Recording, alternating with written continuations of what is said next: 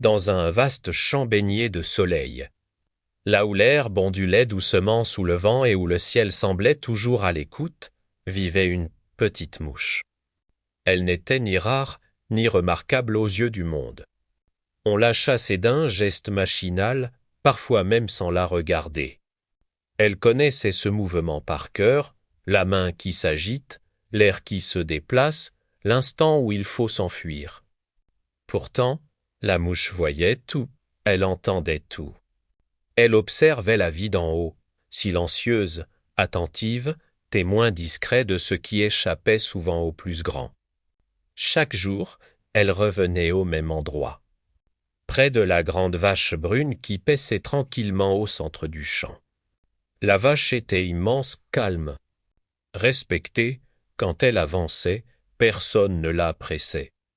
Quand elle s'arrêtait, tout semblait ralentir autour d'elle. Même le temps paraissait plus doux à ses côtés.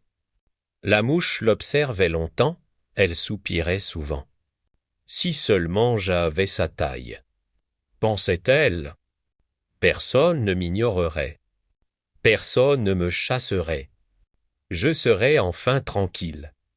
Sans s'en rendre compte, la mouche commença à croire que la grandeur donnait la valeur, que la taille apportait la paix, que le respect venait du poids que l'on occupe dans le monde.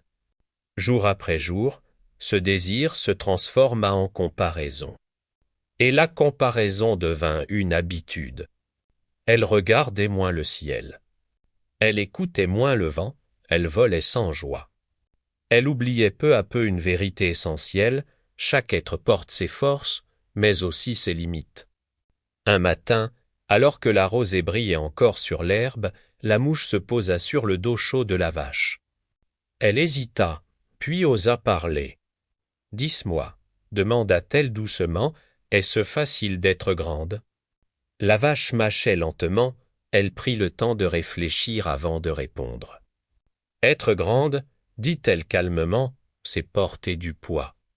Chaque pas demande de l'effort, chaque mouvement attire l'attention. On ne peut pas se cacher quand on le souhaite, ni partir sans être vu. » La mouche resta silencieuse un instant, mais son esprit était ailleurs. Elle n'écoutait plus vraiment, elle n'entendait que ce qu'elle voulait entendre. Elle continua à se plaindre de sa petitesse, à envier ce qu'elle n'était pas. Elle croyait que sa vie commencerait le jour où elle deviendrait autre chose. À force de vouloir être différente, elle cessa d'être pleinement elle-même. Puis un jour, sans prévenir, le champ fut troublé. Un bruit violent, une ombre rapide. Un danger soudain, la vache se figea. Trop lourde pour fuir, trop visible pour se cacher. La mouche, elle, hésita une fraction de seconde. Puis elle s'envola. En un instant, elle disparut dans l'air, portée par le vent qu'elle avait autrefois tant aimé.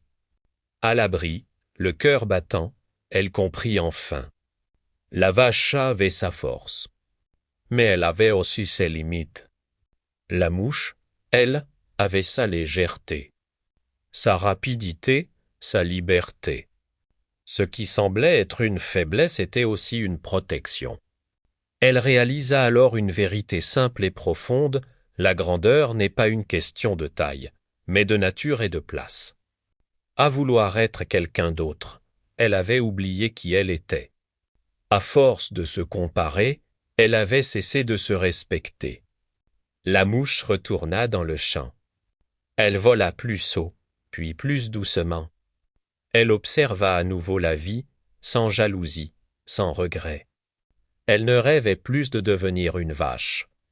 Elle rêvait d'être en paix avec elle-même. Et dans ce champ baigné de soleil, elle comprit que chaque être est juste là où il doit être, lorsqu'il accepte ce qu'il est. Toi qui écoutes cette histoire, s'il te plaît, arrête de te plaindre. Arrête de te montrer autrement, montre ta vraie personne.